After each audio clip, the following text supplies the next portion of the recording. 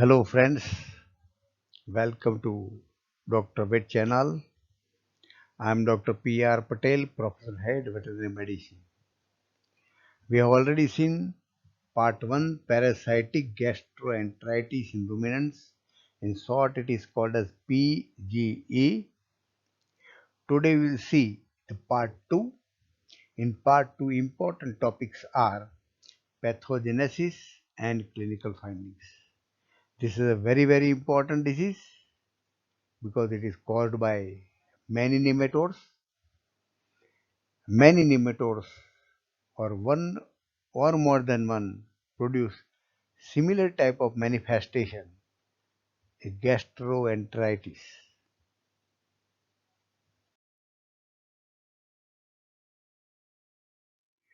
In this PGE, gastroenteritis, parasitic, we come across the word hypobiosis. Similarly, while describing the other parasitic disease also, frequently come across the word hypobiosis. What is that? It will occur here also.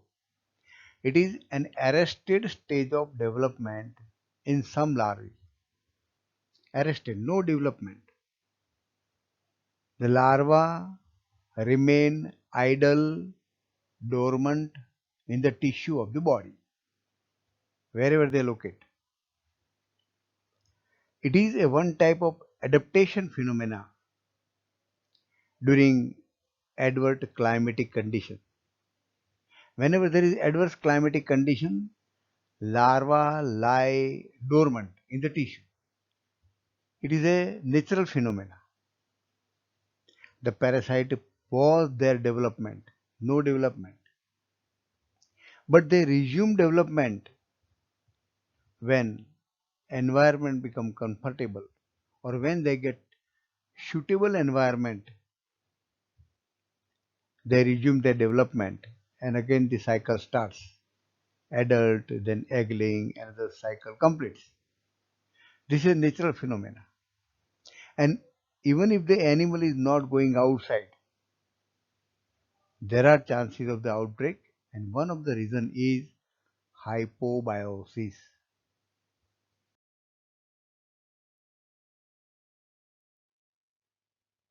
Sometimes we come across the term type 1 disease outbreak, type 2 disease outbreak. What is this?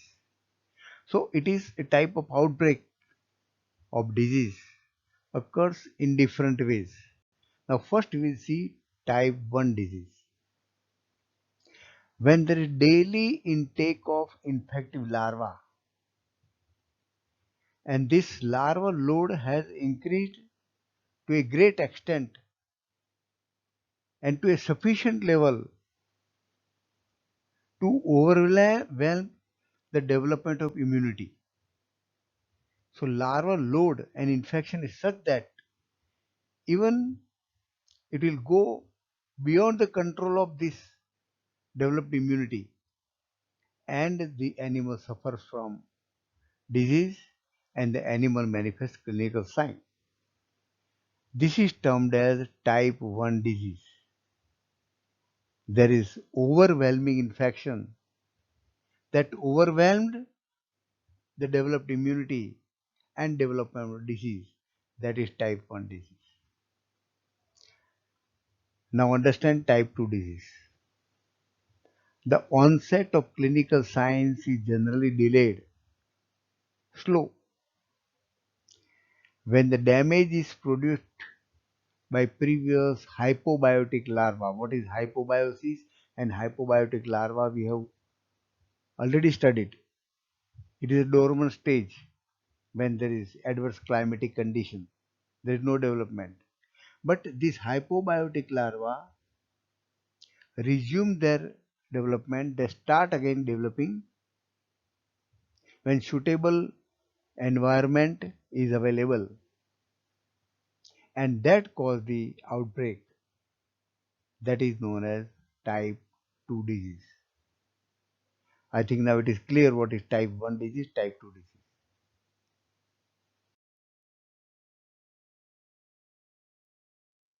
We have already studied that larvae location at two places, abomasum and intestine. So we'll see pathogenesis in the abomasum and pathogenesis in the intestine. First we'll study pathogenesis in the abomasum. Larva 3, L3, that is infective larva. It penetrates the mucosa of the abomasum. They enter the gastric glands. Gastric glands are the important part of the abomasum for secretion of digestive juices. The parasite distend the gastric gland because of their entrance, and they produce a small circular red nodular region. There is formation of nodule because of that allergic reaction, eosinophils and fibrous tissue. There is a nodular lesion, a small nodule about a 1 to 2 millimeter in diameter on the mucosal surface of the abomasum. And because of this, the gland become non-functional. You see how serious damage is. If large number of worms are there, they cause a great damage in the abomasum. They infect the gland, they destroy the gland. Then from this gland, the worm emerges and they come into the lumen of the abomasum. Due to this damage to the gland, there is reduction of acid secreting parietal cells. The result is there is increase in pH of abomasum. It may reach to 6 to 7. Normal pH of the abomasum is very less because of the acid digestion. Now the pH increase, digestion is affected. When digestion is affected, nutrients are not available to the body. Malabsorption, maldigestion.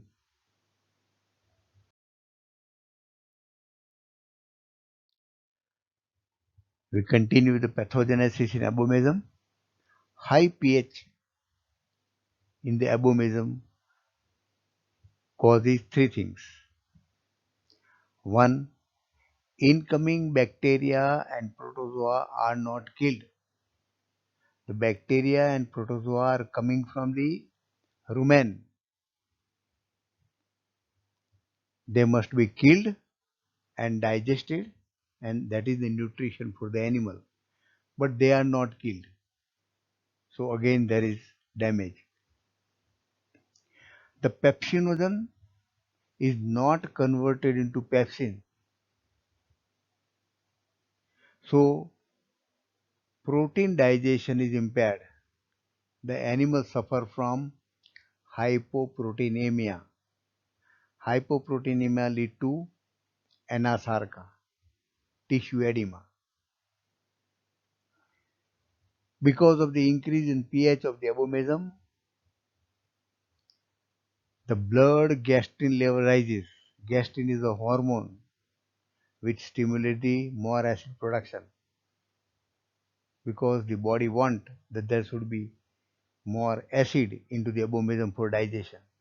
So blood gastric level increases. These parasites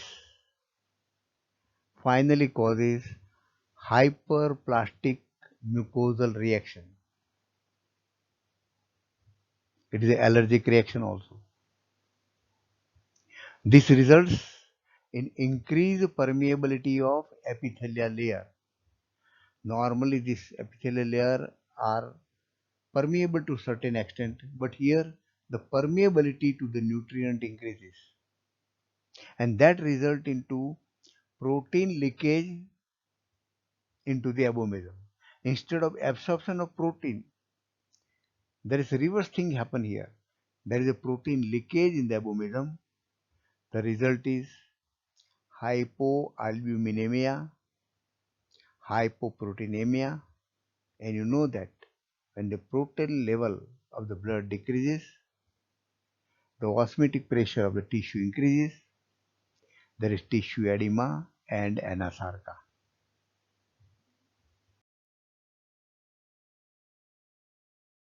We have seen the pathogenesis in abomasum, serious destruction of the abomasal mucosa. There is maldigestion, malabsorption. So animal body suffers from nutritional imbalance, nutritional deficiency. Now pathogenesis in the intestine. Cuparia larvae penetrate into the mucosa under the epithelium of intestine. They will not go much deep. They will bury superficially under the epithelium and they produce acute inflammation, acute enteritis, and produce the symptom of acute enteritis. There is thickening of the mucosa of the intestine, flattening of the villi. The villi are totally flattened. Again, maldigestion and malabsorption. The body suffers from nutritional deficiency. The enzyme production reduced, malabsorption of the nutrients. Protein loss also occur here. Protein and mineral loss. There is hypoalbuminemia and tissue edema and anasarca. Reduction in the mineral absorption that affect many enzymatic system and affect the bone development because mineralization of the bone requires mineral. So bone development is greatly affected.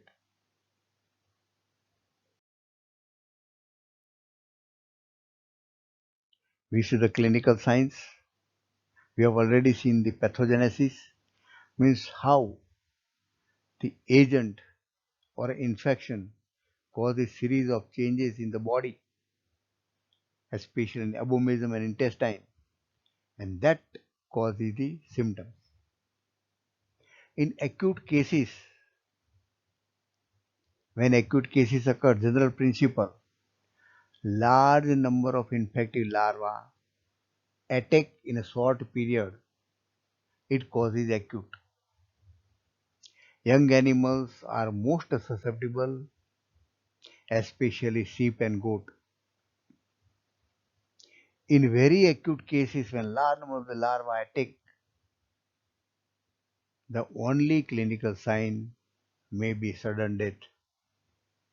So it requires differentiation from the diseases that causes sudden death without any symptom.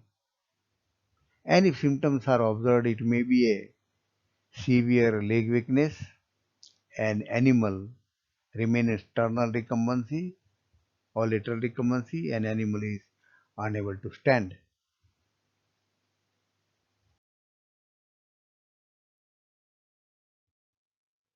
Clinical signs in chronic case.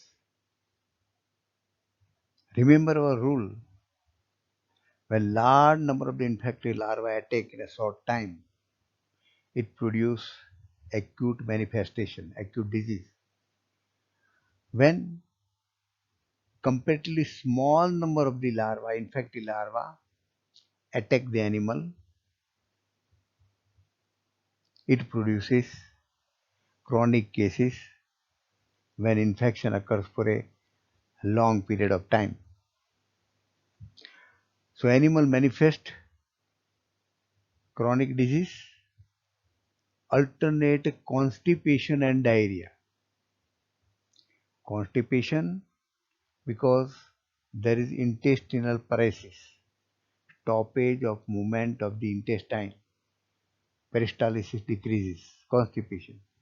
And then because of the inflammation, there is diarrhea. There is profuse watery diarrhea. Sometimes diarrhea is very characteristic. And few nematodes can be identified by looking at the feces. For example, Nematodyrus, it produces greenish feces. Trichostrongylus, it produces dark color feces because of the hemorrhage. And this Trichostrongylus, because of the dark feces, it is known as black scoreworm. Black, the color of the feces. Score, the feces is diarrheic, and because of the worm, black scoreworm. Because of this profuse watery diarrhea, there is dehydration. Because of the leakage of protein and malabsorption, maldigestion, there is weight loss, reduced weight gain, slowly losing body weight, and emaciation.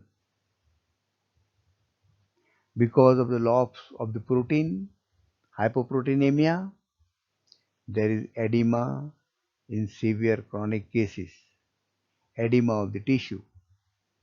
And characteristically, there is a submandibular edema. It is also called as a bottle jaw, accumulation of edematous fluid in the submandibular space. This is the characteristic of the most of the parasitic infestation.